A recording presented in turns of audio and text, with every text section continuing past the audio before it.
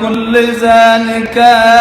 من أجلي أيها العظيم أيذل الممجد أيوضع المرتفع يا لعظم حبك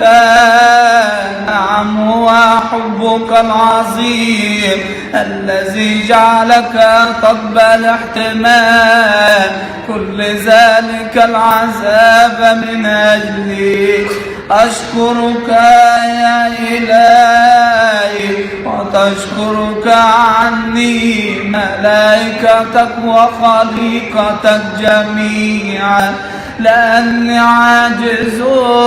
عن القيام بحمدك كما يستحق حبك فهل رأينا حبا أعظم